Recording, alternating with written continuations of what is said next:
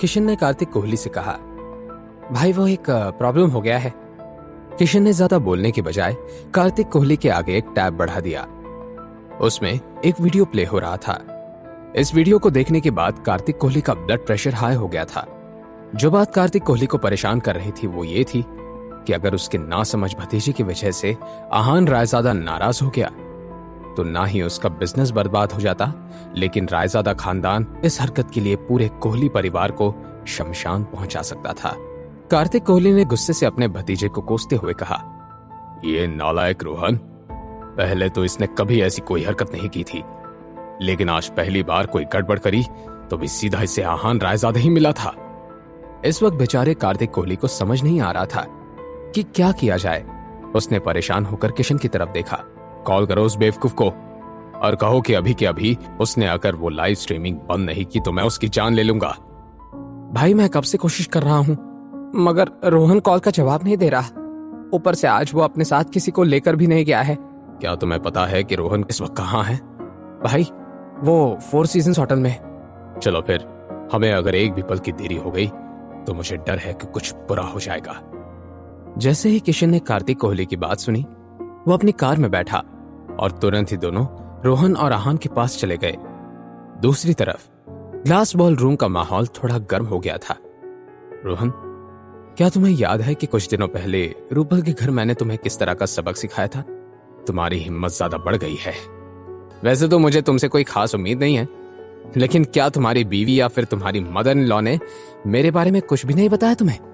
मैं कौन हूं, मेरा फैमिली बैकग्राउंड क्या है, क्या तुम ये सब जानते नहीं हो? क्या ये मेरा जानना जरूरी है कि तुम कौन हो? हाँ, जरूरी है, क्योंकि अगर मेरे पेशेंस खत्म हो जाए तो तुम्हारे साथ क्या क्या हो सकता है इसका तुम्हें अंदाजा भी नहीं है। आहान हंसने लगा।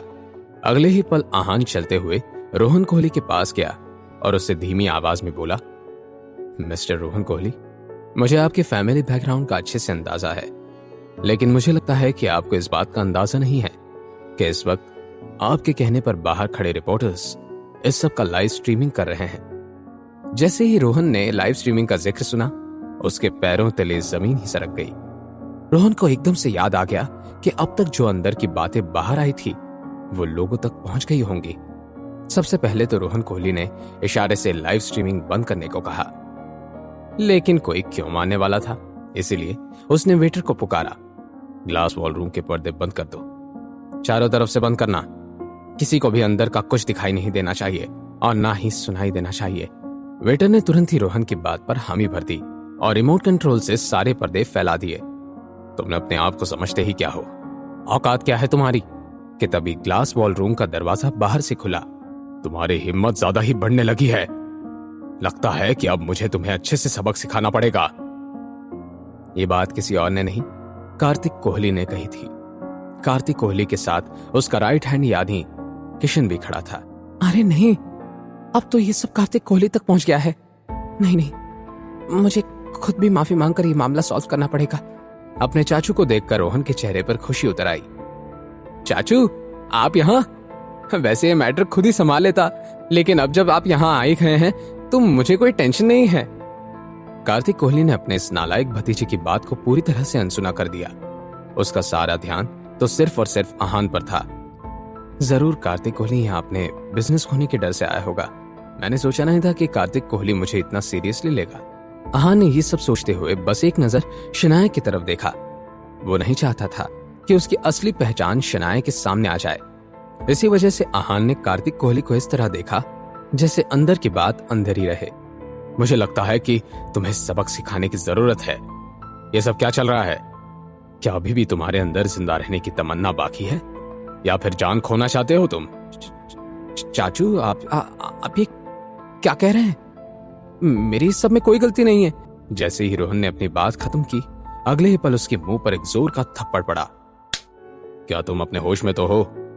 तुम्हारी वजह से हमारे पूरे कोहली खानदान का नाम मिट्टी में मिल रहा है और ऊपर से तुम अपनी जबान लड़ाने से बाज नहीं आ रहे हो। क्या यही संस्कार दिए हैं हमने तुम्हें? अब तो कार्तिक चाचू ने मुझसे यही कहा है कि जो करना है करो, मैं सब संभाल लूंगा। तो फिर आज अचानक से उन्हें क्या हो गया है? रोहन ने मन ही मन में कहा। वो बहुत हैरान परेशान हो रहा था। ऐसे ही कुछ रिएक्शन शनाया का भी था। उसने अपने आंखों और कानों पर यकीन ही नहीं किया। ऐसा नहीं हो सकता। कार्तिक कोहली उन खानदानी लोगों में से नहीं है जो संस्कारों की बात करते हैं। जरूर कोई गड़बड़ है। क्या शनाया को सच का पता लगने वाला था? आगे इस लाइव डेट का क्या अंजाम दिखने वाला था? आहान इस सिचुएशन को कैसे संभालेगा? जानने के लिए देखिए अगला एपिसोड सिर्फ पॉकेट एफएम के YouTube चैनल पर। और सीक्रेट अमीरजादा के सारे एपिसोड्स को सुनने के लिए डिस्क्रिप्शन में दी हुई लिंक से डाउनलोड कीजिए पॉकेट एफएम ऐप।